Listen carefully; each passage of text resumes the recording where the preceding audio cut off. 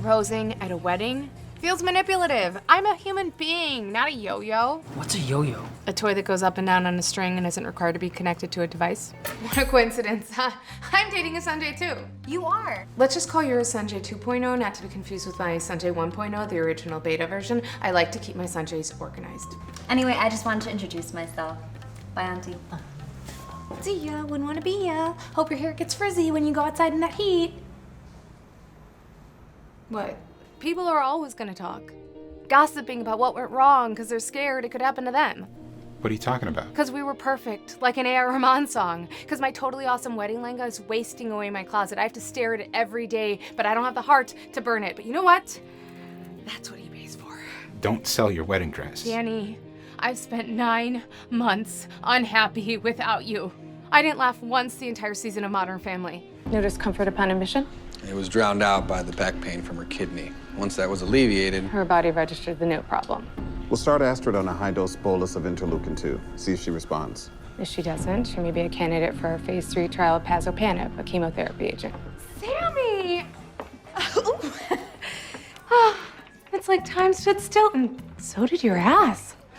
Jennifer, this is Steven, my husband. Hey, nice This to meet you. is Jennifer. Nice to meet you. I assume you want to hire us for something. I just got a job in LA anchoring the local news, so I'm throwing a little party to celebrate. And when I heard you became a cook here, I knew I had to use you. She's also pretty brilliant. No argument for me. In life, we have many loves. Some last a chapter, and some are an unfeatured YouTube video with like 6 hits. But if you're lucky, like Fernando and Sujata, love wins.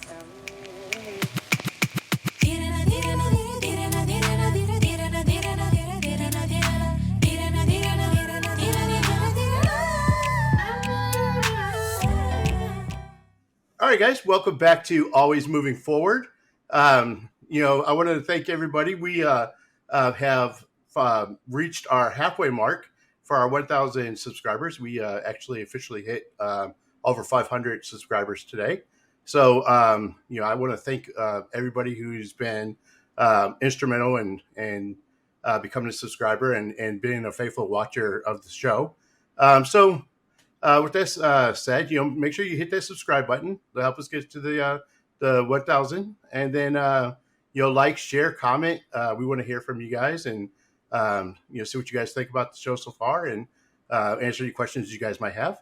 So now, I am really excited about today's guest. So today I have Puja Mohindra with me today, and I met Puja on IMDb, and she's an actor. She's done a lot of different television shows, and I just recently got to see her performance on The Lincoln Lawyer, which was really good. So we'll talk to her a little bit about that. But I'm going to bring her in, and we are going to get to know a little bit more about. How you doing, Puja? I'm good. How are you? I am doing awesome. I have been looking forward to this interview. Oh, I'm so glad. Thank you for having me on your show. Well, thank you so much for being on the show. I've been going through and watching some of the stuff that you've done. Especially recently with the Lincoln Lawyer, and I was blown away with your performance on that. That was just you did such a great job. So that's really kind of you. Well, thank you. So we're gonna go ahead and get into it. We're gonna I'm gonna have you introduce yourself. Okay. So kind of tell us where you were born and raised, and what was life like growing up? Mm-hmm. I was born and raised in Chicago. I live here now. I live in Oak Park, Illinois. And what was life like growing up? I think the most defining part of my childhood and growing up is that my parents are Indian immigrants, and I grew up in the Chicago suburbs. So I had this very East meets West, kind of always at odds, and finding ways to integrate both into my life was something that was going on that I probably wasn't even conscious of. And I just think at the time, I may not have said this, but now I look back on it and I just think it has been the most amazing upbringing I could ever ask for, because my parents always would say, you get the best of both worlds. And I now understand what that means. I really feel so much gratitude in my heart that I have had the very best of East and West in my home, in my childhood, in my upbringing, and now in my life, when I was younger and now as an adult. So that is probably what I would say is what my upbringing was defined by, and very much defined by Indian classical dance. That was where I was like all the time. I was a very serious dancer. And so between being a total nerd at school and then being in rehearsal or class evenings and weekends, my life was very full and active and very disciplined too. Wow. Yeah. So, and I was actually born and raised in Hammond, Indiana. Yeah, So- I remember you telling me that. Yeah, so like right outside of Chicago, so it's like a whole different. I'm in Texas now, so that whole environment was totally different from what I'm doing now. Yeah. So, now, were you actually born and raised in Chicago? Born in Chicago, raised in the southwest suburbs. Yeah. Okay. Yeah. So I feel like, I wasn't exposed to this industry in that way. I didn't even know that you could be a professional actor. Oh, wow. So, I think the first time I went to the theater was, I had a family friend neighbor that took me. I vividly remember that. It was a black box theater, and I just remember being in awe of, these actors, and it was Jane Eyre that we saw. And then I remember going to Steppenwolf on a field trip in Lincoln Park. So I still love Steppenwolf so much, and I love the work they do. But in terms of looking back on it, that was also a point where I was more exposed. Like, I didn't grow up going to the theater, and that is just, I guess that's just my that wasn't really like what my parents were into. My parents were into meeting their friends on the weekends. We stayed in the suburbs. Going to the city was like a big deal. So I feel grateful that it came into my life. Like, I think the things that are meant for you come into your life, and so this came into my life. I didn't go in search of it, but I do feel, though, that Indian dance theater was kind of an extension of that. So even though I wasn't raised with Western theater, going to it or seeing it, I had Indian classical dance, and that was the theater that I was most familiar with, that really, it was like every single weekend we were performing. So in that sense, I was very entrenched in theater from a young age. Okay. So did you know about what age you started with the I mean, I was 6 maybe. I remember dancing, like, since I feel like I've always been dancing. And Bollywood is such a I think the difference was is in Indian culture, dance and music is a huge part of Bollywood, and Bollywood was a huge way that my family stayed connected to our culture. So I feel like dance, I've always been dancing, but really studying it, I think I was maybe 9 when I started studying dance. Right. So now, you're dancing, and I see you still are still part of that culture, like with some of your reels that you've like your film reel. You still do some of that. I still do dance. I mean, I actually started studying dance when I was 6, now that I think about it. But I started studying a form called Kathak. And then when I was 9, I switched to a style called Bharatanatyam. So, I still dance. Dance is my, I'm going to dance later tonight. Okay. Dance is my form of just working through my feelings and I just think dance goes beyond words. So for me, it's the space where I can really just let go and have fun and process things. And it's where I feel the most joyful. So dance will Right. always be a huge part of my life. Yeah. Cool. Now, do you remember when you started going from dance and kind of where that started to develop into going into acting? And Yeah, I was acting when I was in high school. I did something really, I don't know, looking back on it, it's kind of nerdy. I was on the speech team where they had humorous duet acting and dramatic duet acting, and that's what I did. I did humorous duet acting and dramatic duet acting. Sorry to be redundant.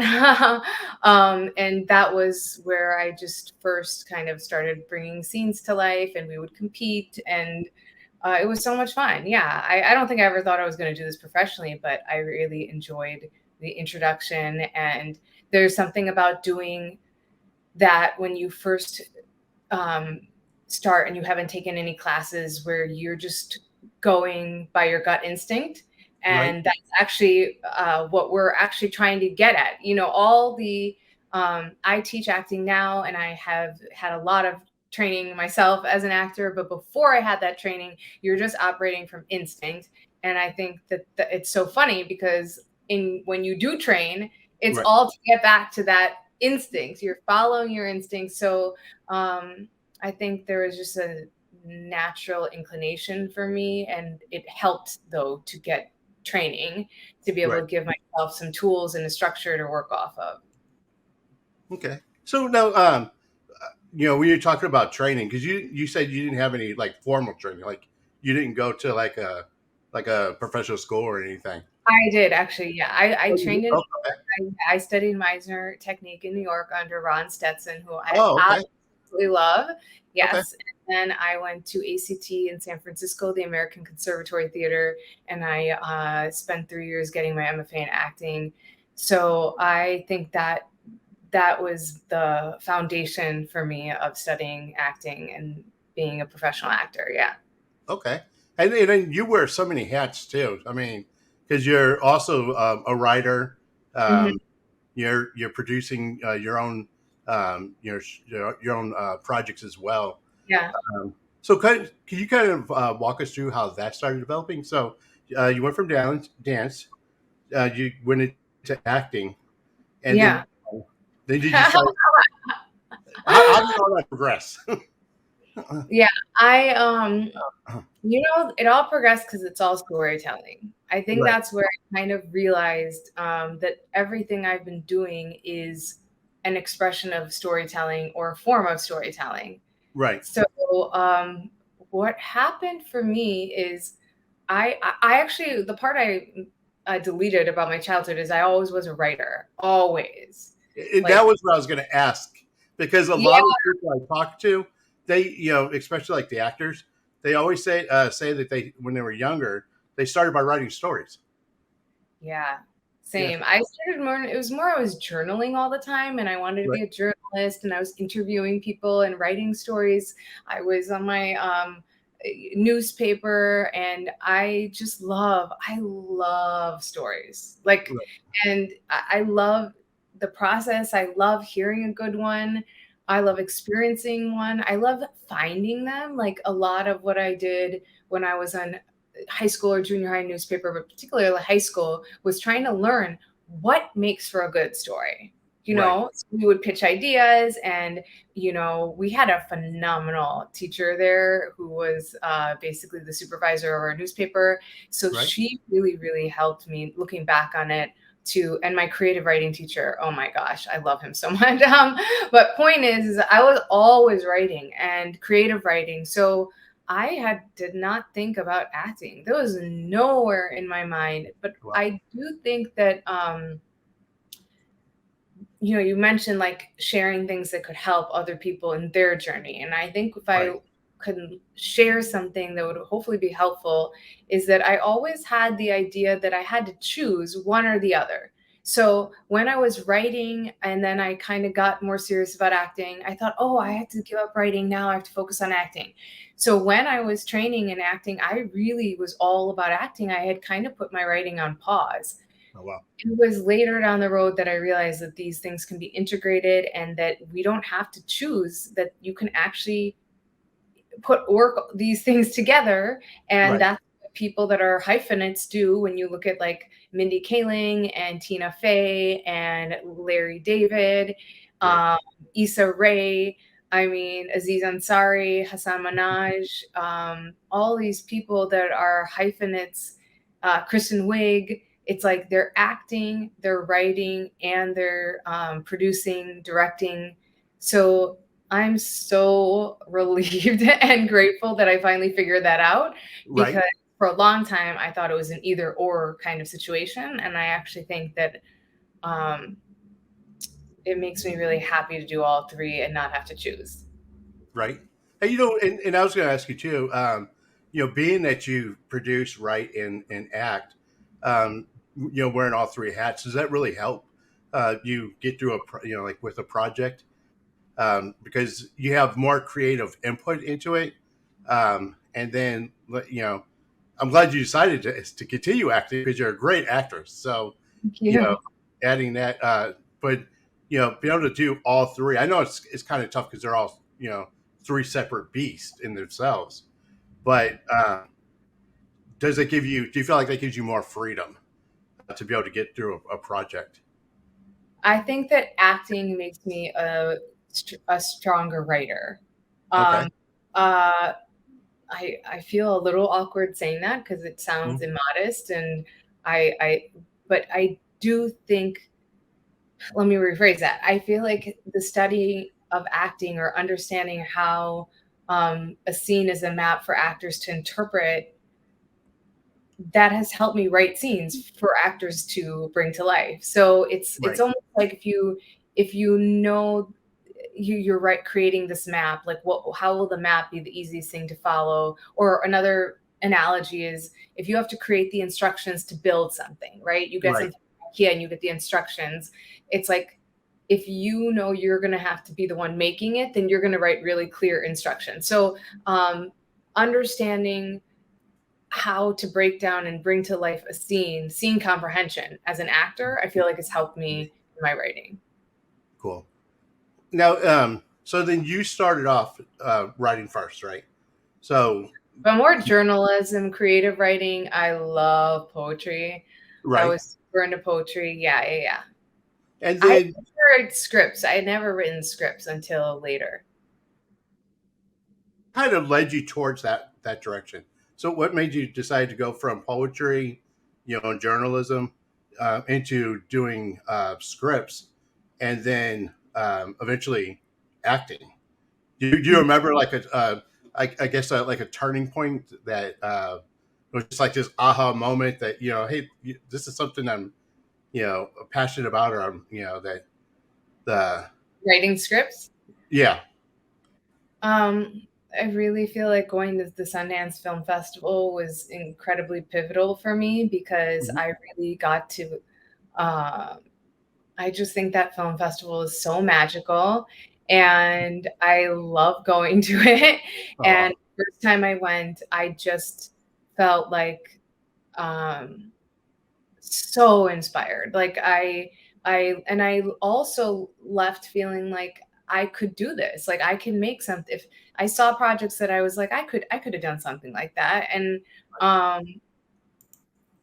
there was something about that really motivated me and got and also without a doubt meeting Issa Rae, seeing her make her web series Awkward Black Girl has been incredibly influential to me. And Issa Rae has been tremendously influential in my journey because I just think she's an amazing human being. She mentored me and my friends Jamila Webb and Megan Prawl in our first web series. She's nurtured so many artists, and she made me believe in myself that I could tell my own stories. And so I'm eternally grateful to her for just sparking this path. I think between Sundance Film Festival and Issa Rae, these are two of the things that I credit for embracing this path. And then without a doubt, my guru, Dada JP Vaswani, was a writer. He's no longer with us, but he has a publishing house named Gita Publishing House. And he wrote, I think, 100 books or maybe more in his lifetime. Wow. Yes. Wow. So they were self-published. The books are self-published. You can find them on their website, sadhuvaswanimission.com. And he heard my solo play, my one-woman show, A Great Dive, and he really encouraged me to keep going with it. He told me that he felt the play could spark a revolution, and he sat through a 3-hour read through. I mean, this is someone who is a contemporary of the Dalai Lama, sat and heard my whole 3-hour draft. So I tend to be a writer to start, and then I cut. So between his faith in me and him being a writer himself, particularly someone who was self-published, like you're doing, you're basically self-producing, right? That kind of energy, when you see other people doing that, like Issa did, like Dada Vaswani did, that is very empowering, because those people were already doing it, creating on their own, not waiting for an institution or the system to approve them or greenlight them. And not only did they do that for themselves, they nurtured other people to do that as well. And so these types of people and these particular people have been really, really impactful in my journey. Yeah, I'm grateful to them. Yeah, and I can imagine that's just a surreal moment for you as well, to have somebody of that caliber that you look up to, that saw something in you enough that they wanted to invest in you, invest time in you. Wow, thank you for reflecting that back to me, because I don't even know if I saw it that way in the moment. The other thing I will share is that I feel very grateful that I have had a lot of community support. And that's something I would love to share with the people that you reach, is that the people that when I've been creating, it's with teams of people, So for example, Rafael Casal was the dramaturg of my one-woman show. He helped us on our web series as well. We had, I think, some music from him and a logo that he created for our first production company. It was called Puja Productions. And Utkarsh Ambedkar had also allowed us to use music that he had written. He's on Ghosts on CBS now. So this all started as it felt like a very communal effort, artists supporting other artists. And that's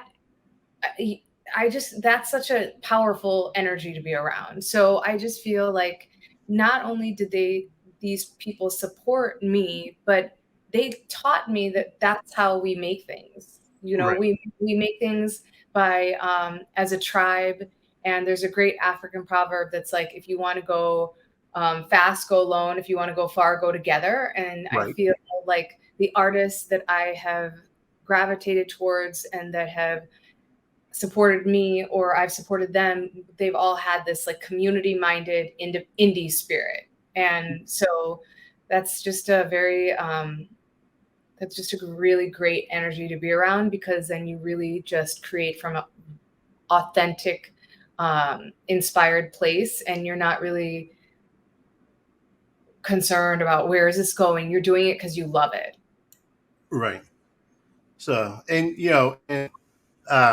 having that community backing you, it just means a lot too. I mean, to keep you moving forward, and seeing the stuff that the projects and stuff that you've been able to create, and see you grow throughout it. Some of the stuff I've seen is just incredible. And then we were talking too about kind of your acting and there was a project that you did you was about to turn down, and I'm glad you did not turn that down. I'm glad you didn't turn, because I think that and I'm talking about the scene of over a Lincoln Lawyer, and I think that you made that scene, so I don't think it would have been the same if you hadn't been on that. So yeah, Thank you. so Thank you. We all need community. right. We all need community. This the final ingredient to any story is the audience. It's not complete until we have an audience. So yeah, I just think that's I just feel so grateful, because particularly in the beginning, like when we were making Geeta's Guide to Moving On or Friendly Confines, it's like, people gave so much of themselves and their time, their energy, their preparation, and that's how these things come together. So I feel like it's a really big priority for me to give back to other people in that way, because that's how I have been able to grow. So I really find it very meaningful to be able to help others grow as well. And I think that's why I love teaching so much. Right. And I saw that too. Did you have a course, I guess, in Chicago where that you do you train actors? I teach acting, and I teach a class called Make Your Project, and it's for writer, creators, any kind of artist. It doesn't have to be a TV project or a film project, but any artist who wants to create something. They can create a book. I've had people work on audiobooks, short films, web series, YouTube channels like you have, Instagram platform, feature films, TV pilots. So really, it's whatever you want to build, whatever creative project. We've had a couple people do more businessy goals, like finding a literary agent or finding an agent. So basically, this class is for people to take their idea and develop it, create it, develop it, build it, produce it, bring it to life, distribute it, and market it, and find a home for it, so that it can take that kind of independent path, and then hopefully find a institution, a platform for them to distribute their work and find an artistic home for it. Right. And that's just a great opportunity for people who are in that area. I highly encourage. I had that class when I made my web series. I wish I had that class when I made my web series and wrote my one-woman play. All of that was such a trial by fire. So I feel like hopefully my lessons learned, mistakes, and things I've learned along the way, I'm able to pass on to people, because I think that's what the space has evolved to. And most people bring in whatever their individual goal is. I don't have like a very strict curriculum. So everyone comes with their project, their story idea, or whatever it is they're looking to build. And then I customize the class according to that, so that I can be in service to their goals.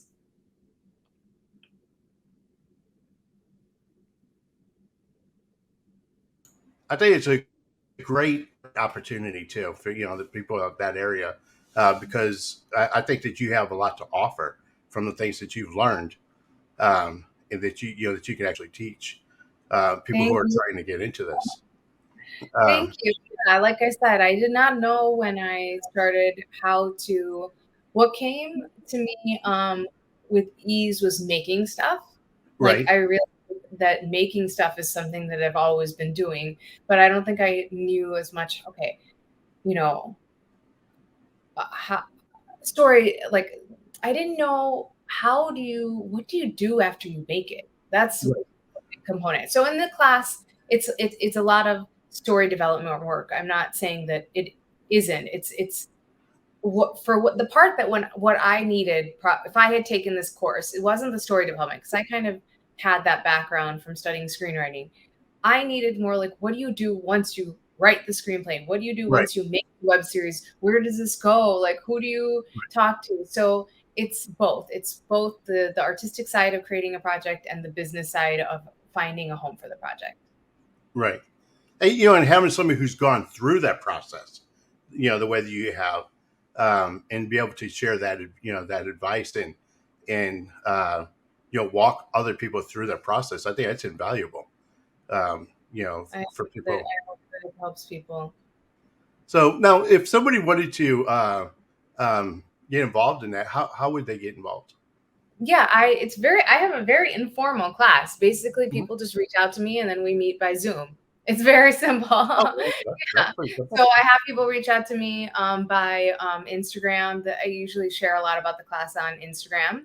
And so if anyone's interested in the class, they can reach out to me at Puja Mohindra, PUJAMOHINDRA Puja Mohindra, the @ symbol Puja Mohindra. So my name on Instagram. And basically that's it. We meet by Zoom. So we have people from here around Chicago. I've had people from North Carolina I had a student who was there. She just did a short film. So we just kind of I've had people study acting with me that are out in California and New York. So it's very easy with Zoom. Yeah. Yeah. And that's one of the things I like now about technology is that now you don't have to actually be in the same room with people. You can get on like what we're doing right now, just jump on and be able to just talk and, so the technology has changed and it's making it more accessible. Yeah. That's the spirit of the class. Right. I want people to have access to their dreams.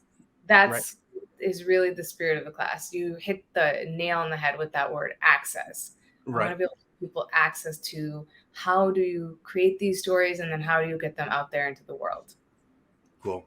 And that kind of leads me into, my next thought is for somebody who's just starting out, that's trying to get into either becoming a screenwriter or a producer or actor. What advice? What advice would you have for them? What's the best way to get started? What's what kind of things do they need to do to prepare themselves? Okay. So when I first got into all this, I had the opportunity to meet Woody Allen. Oh, wow. And I got to ask him a question, and I asked him the same question you're asking me. Wow. And he said that cream rises to the top. Oh, wow. So I would say be cream. Be cream. What is cream? Cream is the richest, most excellent, like when we say cream, cream of the crop, we're talking about the best of the best, excellence. Right. And I think,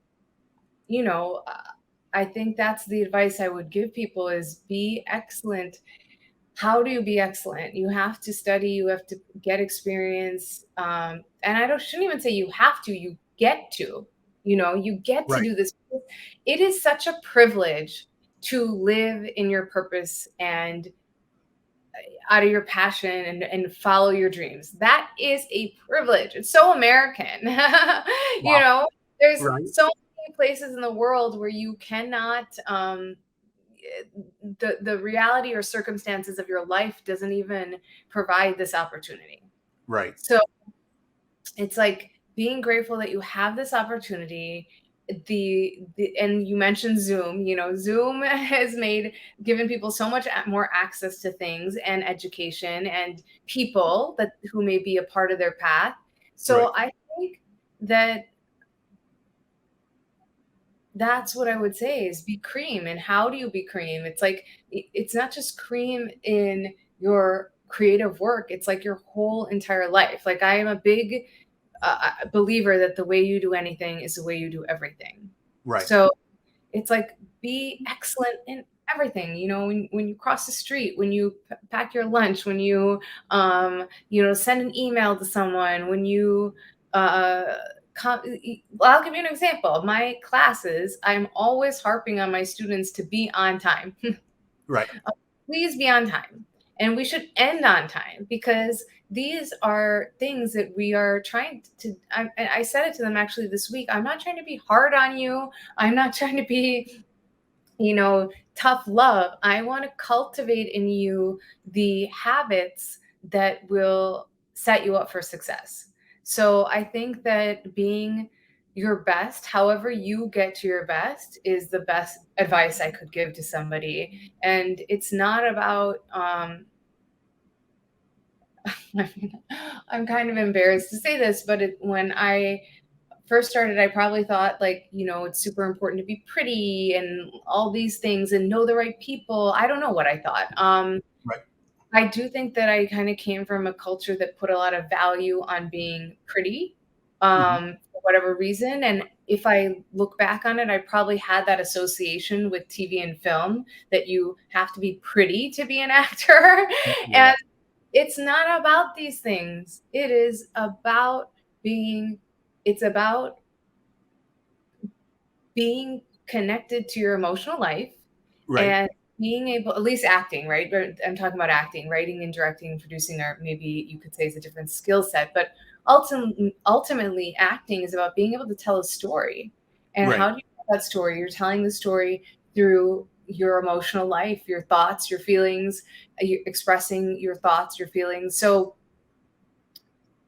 that to me is what I would focus on, is learning how to be your best, and sticking the course. Because if you are meant to do this, don't worry about the timing of when this is going to happen for you or how. Focus on enjoying it. It's so fun. Acting is so fun, and creativity is so fun.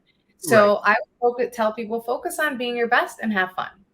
Right. And it kind of it makes a lot of sense too, because people are only going to take you as serious as you take yourself.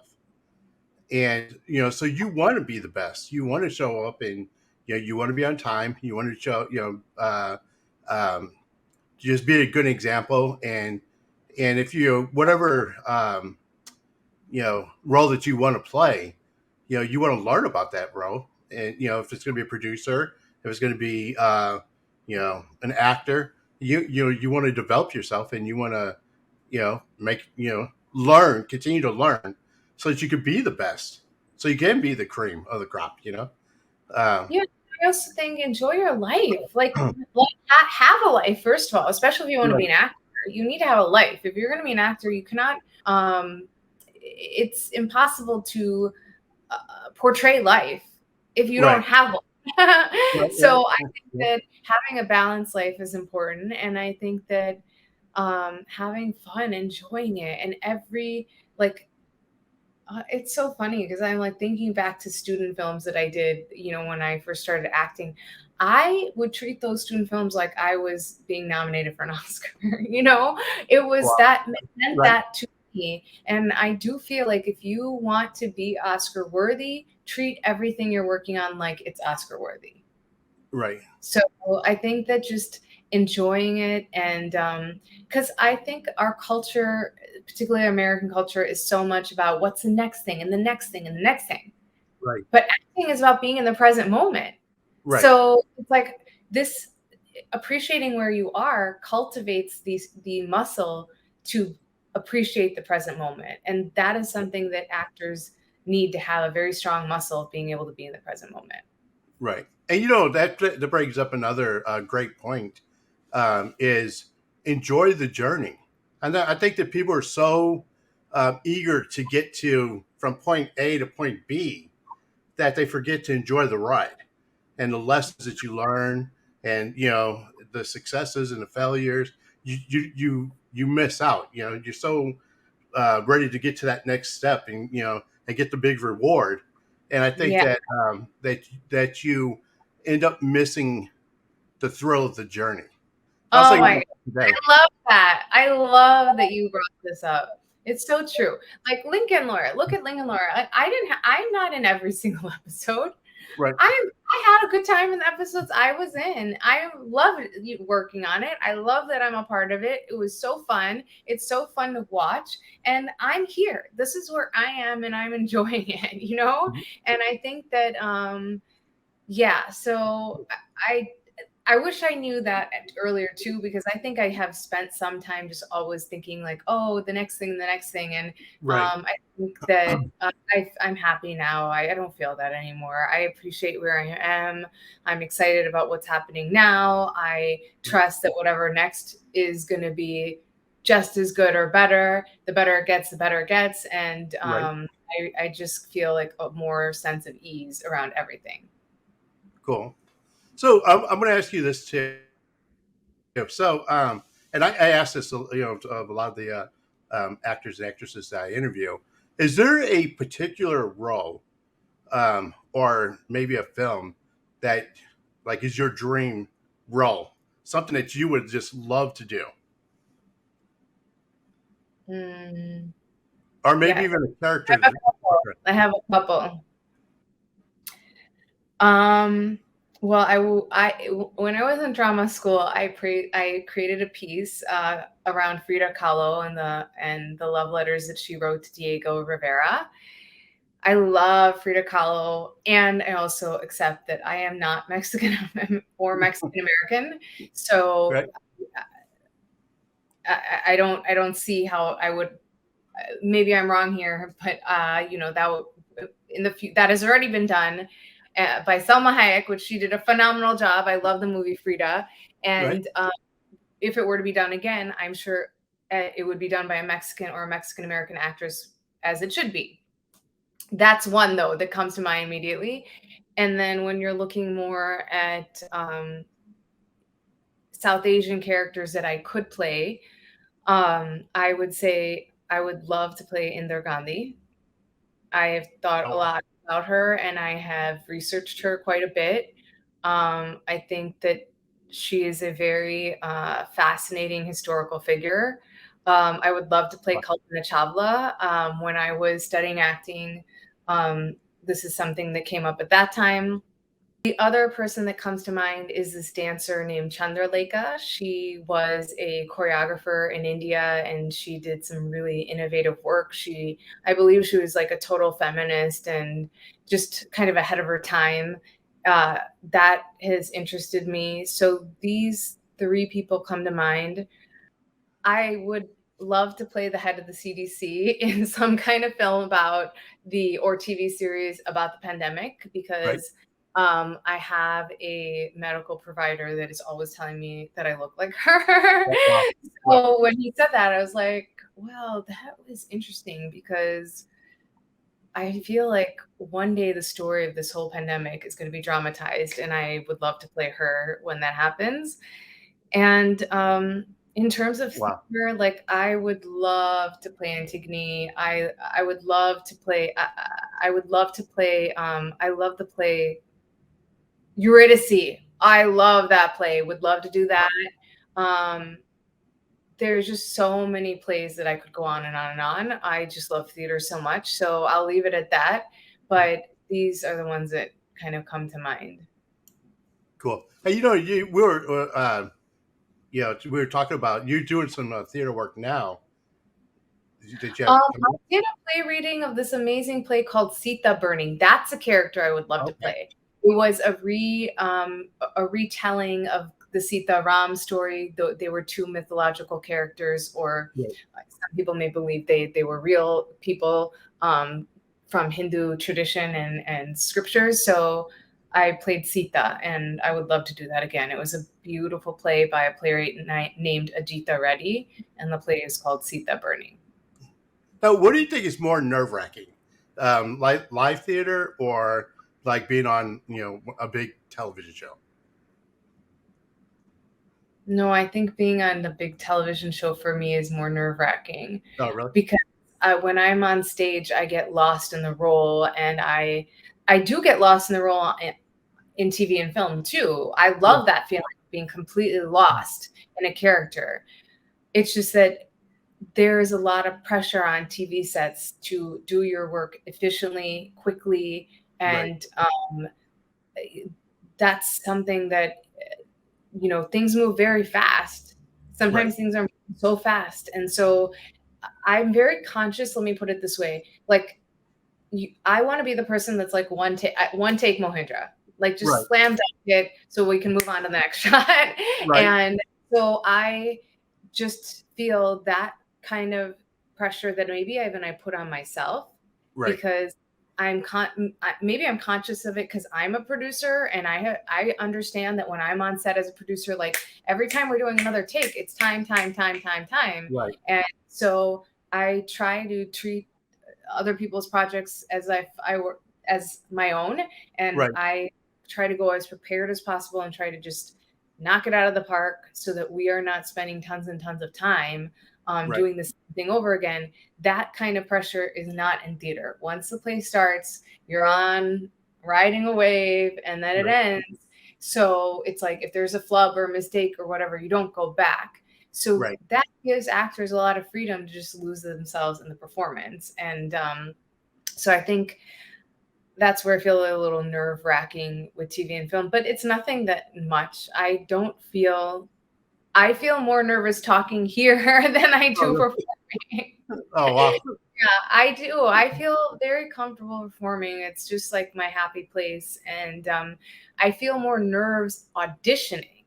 Oh, okay. Yeah. Yeah, I don't feel that much nerves when I'm performing. It's more when I audition that it used to be a thing actually, that I had to kind of find things that really helped ground me so that I could do my best work. And that makes sense too, because especially if it's a role that you really, really want to play, and you're putting that kind of pressure on yourself. Yeah. And I A role like that I really, really want? do what? You said a role that I really, really want? Yeah, like a role that Yeah, I you. have to figure it out. I can't worry about it anymore. I used to be so attached to this stuff, and now it's okay. Let it go. Whatever is meant for you will come to you. And there's always, I just trust my path. But I definitely agree that for a long time it would be like, oh, I really, really want this. Right. I really want this, and get so attached. And it's like you have to let it go, be very zen about it. Right. And that's the thing too. For a lot of these actors, is that I feel like that they put a lot of pressure on themselves in different situations. So we're talking about television. When you go in and you're performing, especially like on a show like Chicago Med or Lincoln Lawyer, where you're with all these professional actors, so you want to make sure that you're on point in the middle of and that you're not that you don't mess up in the middle of a scene. And then on stage, when you're doing stage, you're in front of a live audience, so that's a completely different type of pressure. That you try to memorize your lines in front of however many people are in that audience, and then of course your auditions. You never know what the producer or the director is looking for in a particular character. And I know a lot of these newer actors, they're trying to nail that role. And one of the things that we've talked about with some of the other people I brought on is that a lot of people start getting discouraged when they don't get those roles. It bothers them.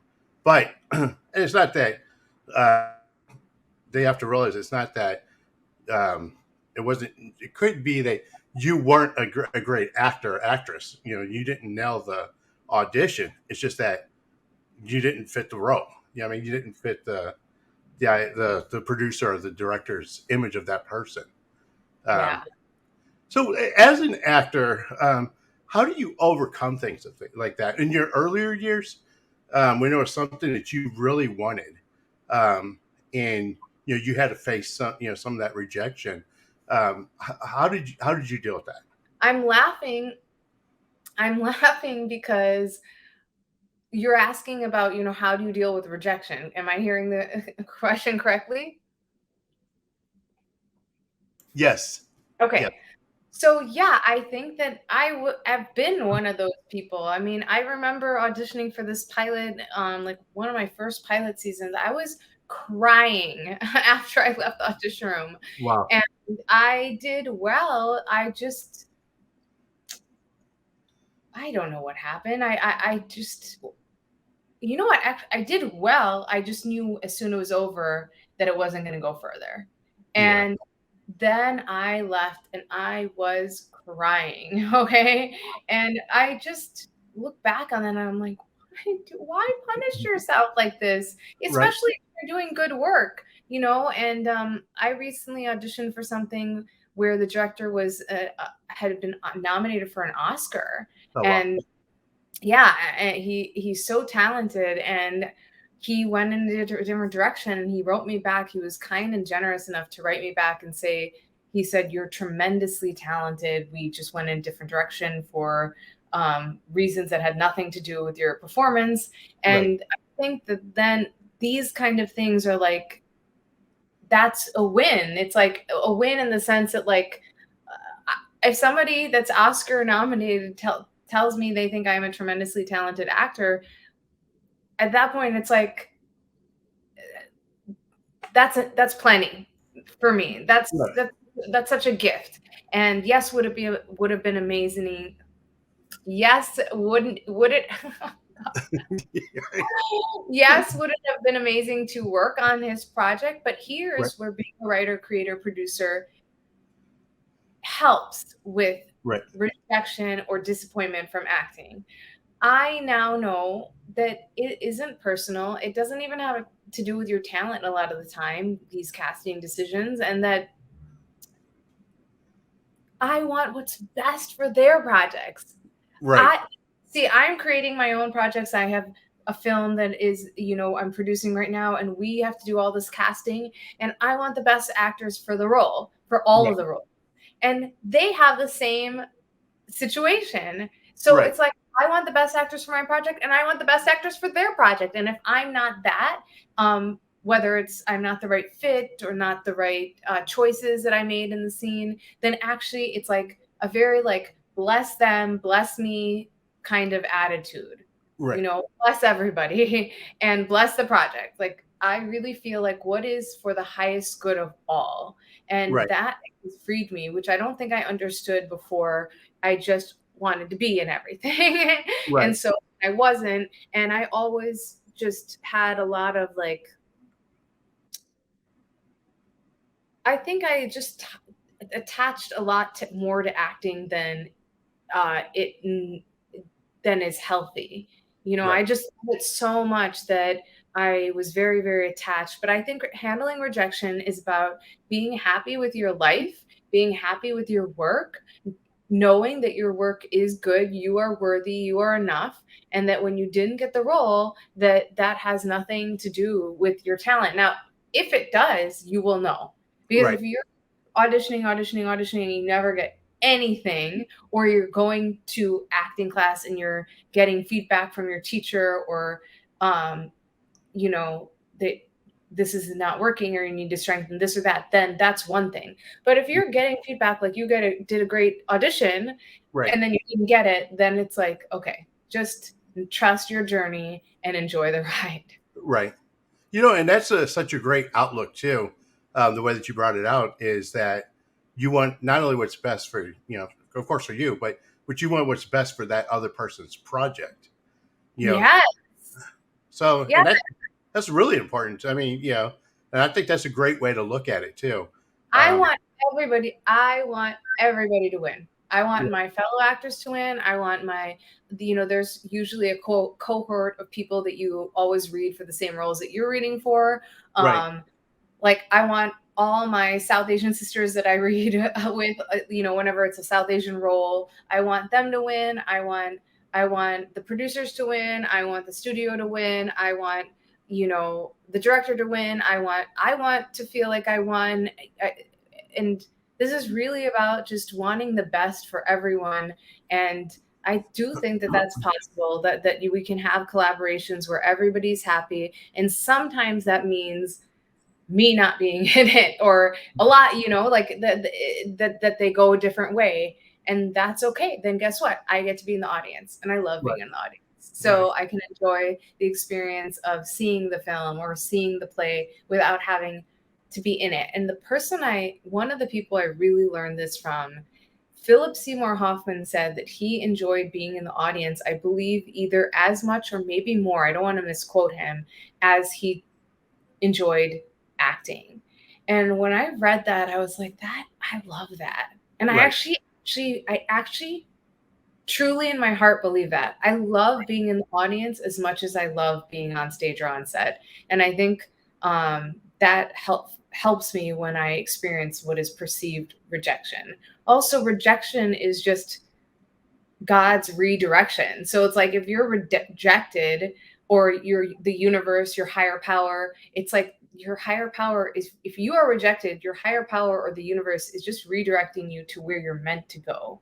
Right. And I see this all the time. I will not get something and then something else will come up.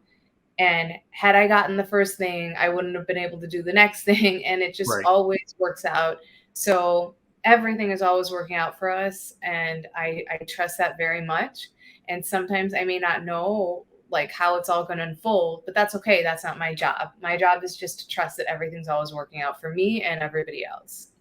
Right. And that's the other thing too, that I've noticed with the acting community is that there's usually a group of tight-knit actors that kind of sit together, they're friends. And if one of them doesn't get the role and the another person does, they cheer that on because, they're friends and they want to see each other succeed. Yeah, I think that. I totally agree. There was something I was asked to audition for recently and I couldn't do it. And I sent two of my friends and I was so happy to send them. And I definitely experienced that. I feel that we're all a community and that we're, and also I heard Issa Rae say this once and it really resonated for me. Mm-hmm. She said, I'm not meant to do all things. Like she's not doesn't have something she may not have the skill set for that someone else may be better suited for. And that I feel is true too, is that like, there's so many things I love to do and that I think that are my strengths, but there may be things that someone else is better at than me. And that person should do it. You know what I mean? So I think it's really about being committed to telling the best story possible. The story is the priority. Well, and that's, to me, that's just a great outlook of, for the project, and then it just helps the community out as well. The other actors that are trying to get in, to get their start in different things, roles as well. So, and like you said, at the end of the day, it just makes the project stronger because, when you're willing to understand,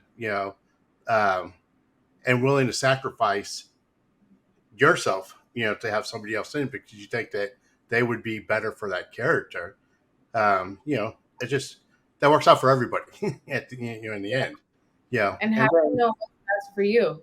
Right. Maybe you're not meant to be on that project because if you went to that project, something would happen that wouldn't be right for you, and you're meant to be going somewhere else to do something else. And so I feel that there's a magic to the universe that's in a perfect design that is just a better plan than whatever I could plan for myself. Don't get me wrong. I am very type A and I'm a bit of a control freak in my own way. Like I have that mindset that, this is something I'm meant to be in or work on. But do I really do I really know what's best for me? It's like, I feel like you can have intentions, but then a big part of life is surrendering and letting things unfold.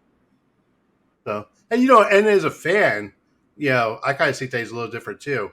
As a fan, like for Chicago Med, I would love for them to put you as one of the recurring doctors.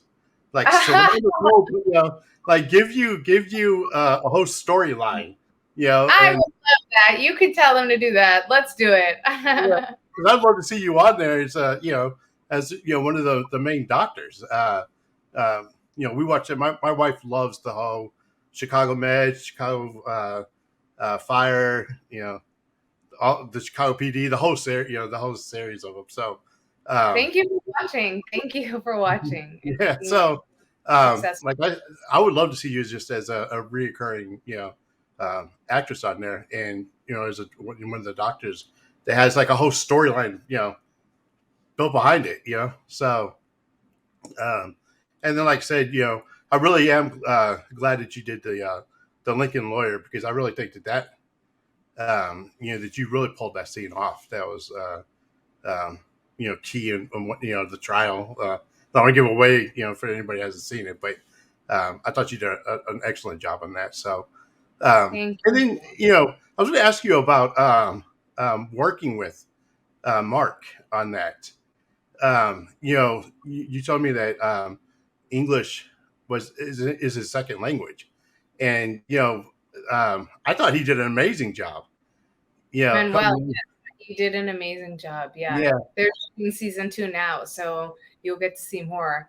Yeah, he did, and I cannot imagine, doing a whole television series in a language that isn't your first language. So super inspiring, something just completely, he makes me want to be able to do projects in Hindi, which is, in the national language of India, or Spanish. Like, I speak Spanish, and I would love to role reversal. He's doing project in English. I would like to do it in Spanish.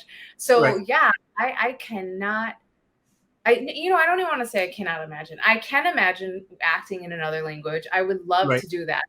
And I also am certain that it is a ton of work, and it requires so much discipline and skill and time to and thought and preparation to be able to do it and pull it off in a second language. So I think it's phenomenal. Yeah, and that was a hard character to pull off too. I mean, you think he's pulling it was Matthew McConaughey's original character. Another thing, stepping into a character that was originated by someone else. Yeah, on so many levels. Great point that he just really, really crushed it. Yeah, it was so anyways, I'll be watching season 2 because I got hooked on it. So so what are some of the things that you're currently working on? Yeah, I am working on my first feature film. I'm producing it and directing it, and it's called Lakshmi In Love. Okay. And we have an amazing team. Neil Landau is co-executive producing. He wrote Don't Tell Mom the Babysitter's Dead. Okay. And Steve Stanley is one of our producers, and this amazing woman from India named Yashna Malhotra is our co-producer. So we have our team together. We're in development, working on financing, and we want to shoot in Chicago. The project is about an Indian woman who is about 60 years old, and after she loses her husband, she stumbles into first love at 60. Yeah, and starts behaving more like an American teenager, more like an American teenager instead of an Indian senior citizen. So it is a love story, a dramedy love story, a coming of age story. And I'm so excited, because the last thing I made my own project independently was He Does Guide to Moving On. So it's definitely, I'm just so excited to be back in an independent space and making something myself, and with this group of people, and shooting it in my hometown. Cool. That's another thing I was going to ask about. Is it easier now to do independent films than working with the big studios? That is a good question. I mean, it depends. Define easier. Well, I guess you having more access and more ability to get a project off the ground. Yeah, I feel like I will be able to answer that question better when we complete. I'll have to revisit you at that time. Okay. Yeah, I think that Geeta's Guide to Moving On was very do it yourself, and this is different. This is going to be a much bigger production, so I will be able to answer better once we complete it. And I think that both routes have their different journeys. I haven't made anything in the studio system as of yet. So look forward to that time. So I can't speak to that as much. What I can speak to is that I've developed work in that system, and that takes that seems to be a slower process than what I am used to. Right. So yeah, I think that up until now, my space has been an independent space, and yeah, so we should talk again once we're done with the film. Okay, cool. Yeah. I'll be able to do more words of experience rooted in actual experience. But I hope that, Right. yeah, I hope that I know it's going to be an amazing experience, and I feel better. I feel more prepared than when I did Geeta's Guide to Moving On, because I know Chicago now. Yeah. I know Chicago. I kind of know how Chicago works. I know places where I want to shoot. I have stronger relationships in terms of the community here and the people that are working in film, and the people and spaces that are supportive of film. So going back to that community mindset, I think that really, really is so helpful when you're kind of creating work. Right. And, I kind of look at it like, with how the YouTubers are doing now. We've created a space now where,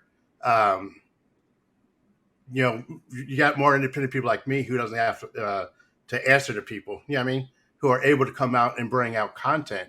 And I kind of wonder if that's how the film industry might be going as well, because you have, of course you have the established studios doing their thing.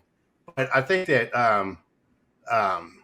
being independent, being able to go in and kind of doing your own thing and having those connections, I think that that the storylines from the movies resonates more with the audience. If that makes sense. Because studios they grab they levitate to things that work, and then they keep doing it over and over, just keep turning out the same thing over and over. You know what I mean? Yeah. And then as an independent artist, or independent filmmaker, I think that you have the ability to be more creative and bring out something more original. Yeah. And I think that resonates with the audience more. I don't want to see, Jurassic Park 7. Jurassic Park's been done six times before. I want to see something new. I want to see people bring in, something that's fresh. That's it's just an original ideal. And I think that sometimes Hollywood moves away from that because they're just so gravitated to what sells. You know what I mean? Yeah. What's been popular. So, like having independent producers like you, I think that's it's a breath of fresh air. To have to come in and be able to bring in projects that are original like that. So. Oh, thank you. I think it will be original, the story. I think particularly it being about an immigrant Indian woman in her 60s. It's like 60, I should say, not 60s. I want to see more stories about women. I want to see more stories about people over 40. I want to see more stories, senior citizen stories.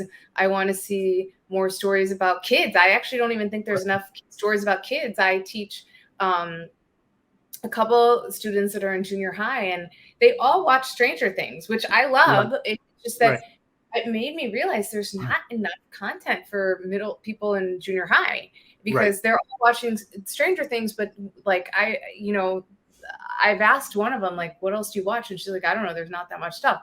So I feel like there's a lot of pockets of communities, age ranges, backgrounds, cultures that we don't see as that many stories about. And I just love stories about communities and worlds that I haven't seen before or don't have access to. So for example, I love the show Love on the Spectrum. I don't know if you've seen it on Netflix. No.